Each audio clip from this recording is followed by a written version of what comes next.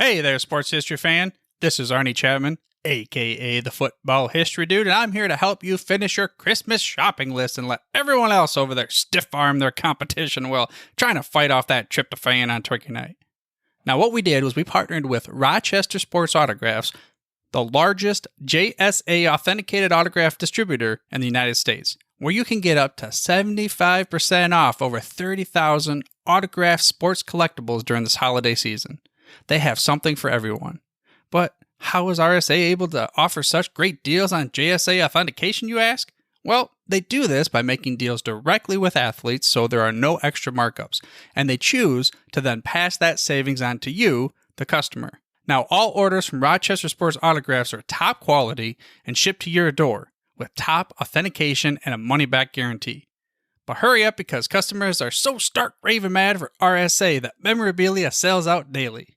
All you have to do is head over to shoprsa.com/SHN. Again, that's shoprsa.com/SHN. So don't wait to bring home your favorites and own a piece of sports history for you and the loved ones on your shopping list this holiday season. Now it's time to take a sports break, a look at sports history on a daily basis.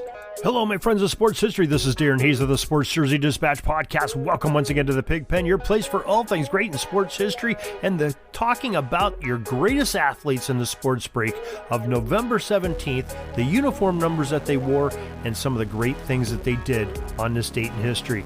Before we do that, let's make sure you know where to send feedback to us. We'd love to hear comments from you, our listeners. It's pigskindispatch@gmail.com. Send us an email. We'll answer each and every one. We'd love to hear from you. Love to know how you like the show, what you dislike, and maybe some suggestions and better. And share it with your friends. We always answer these emails, and we love to have as more and more of you as we can. So our jersey numbers for November 17th that we'll talk about today are numbers 44, 25, 45, 11, 60, and 66. Let's all start on November 17th, 1956, and the University of Syracuse, and their great fullback wearing the symbolic orange number 44, Jim Brown, scored an NCAA record of 43 points in a single game against the College Colgate.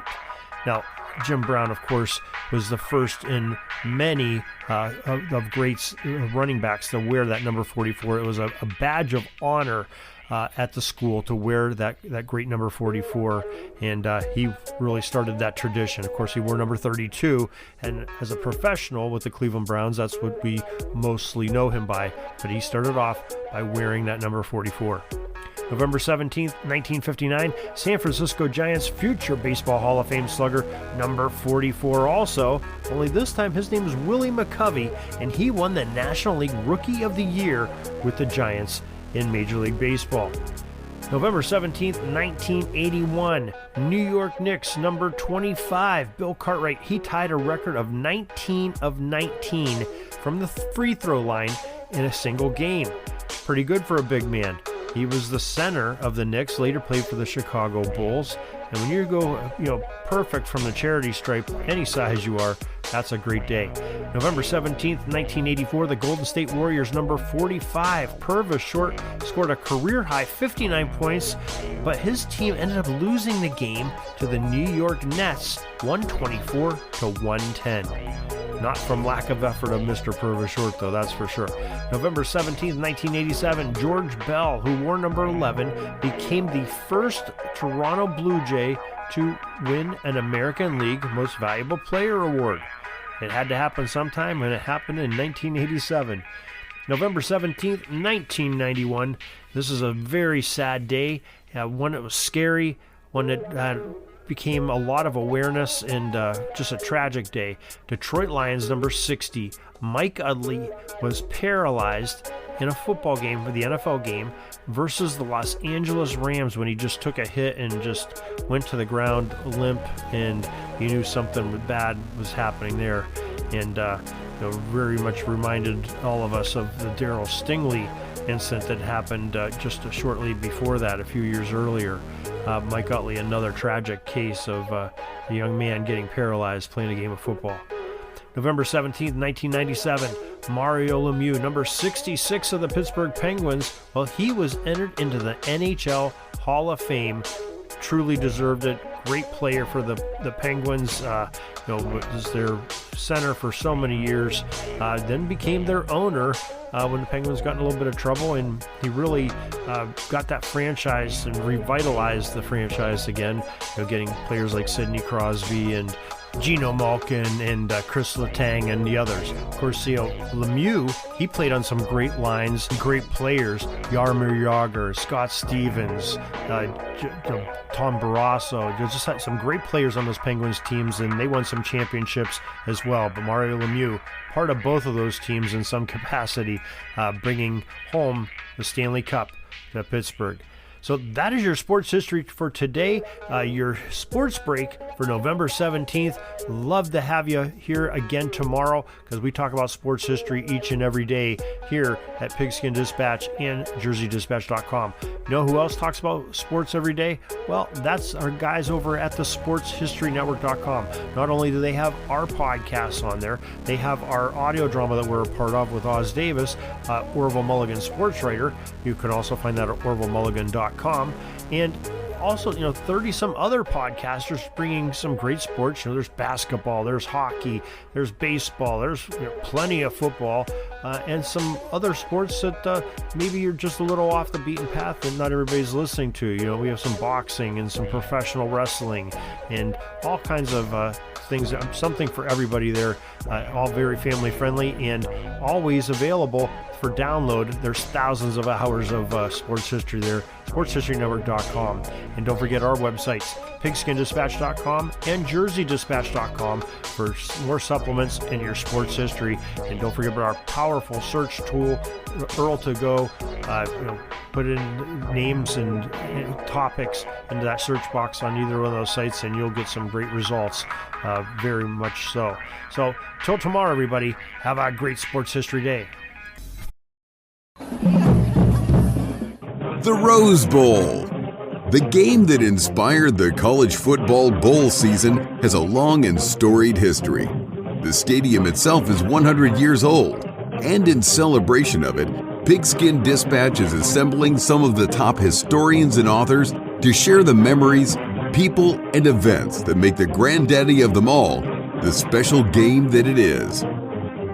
That's right. Join me, Darren Hayes, on the Pigskin Dispatch podcast here on Sports History Network or your favorite podcast provider from the end of November all the way to the day of the big game. Rose Bowl history from PigskinDispatch.com.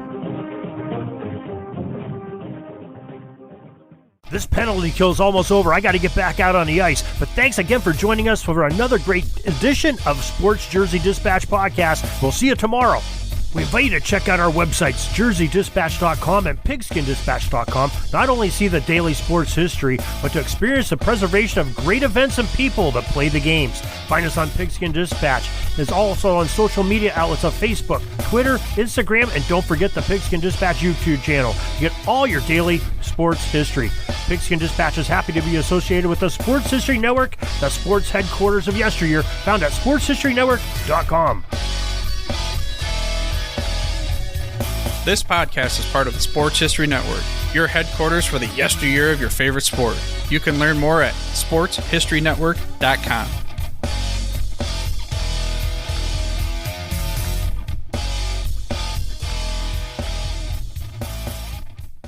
Hey there, sports history fan. This is Arnie Chapman, a.k.a. the Football History Dude, and I hope that you enjoyed this recent episode presented by the Sports History Network and were able to learn some good old-fashioned sports history knowledge nuggets. I started the Sports History Network back in 2020 with the mission to help podcasters find a community of like-minded sports history nerds, as well as helping aspiring podcasters to start their own shows. We have a little bit over 30 shows on the network right now covering all sorts of sports history, but as far as I'm concerned, we're just at the toothpick in the ocean moment, that can't even figure it out because there's so much more coming. We wanted to create the ultimate headquarters for sports yesteryear, starting with Podcast Network and our website, but we're going to continue to move into other mediums as well. And here's the cool part, because we want you to be part of our team. So if you're interested in starting your own podcast, or maybe being a guest on one of our shows, Or who knows, maybe even write an article for us over on the website. Seriously, all you gotta do is reach out to us on the contact page over at sportshistorynetwork.com. You can be as technologically savvy as a Neanderthal tapping on a stone trying to figure out this whole hieroglyphics thing back in the day. Again, it doesn't matter, because even if you don't understand the whole podcast space, we have a production team that can pretty much help you out with doing everything. All you gotta do, head over to sportshistorynetwork.com, head to the contact page, fill it out. That message goes right to me, and I'll reach out to you as soon as I can. But for now, dude, I'm through if you're through.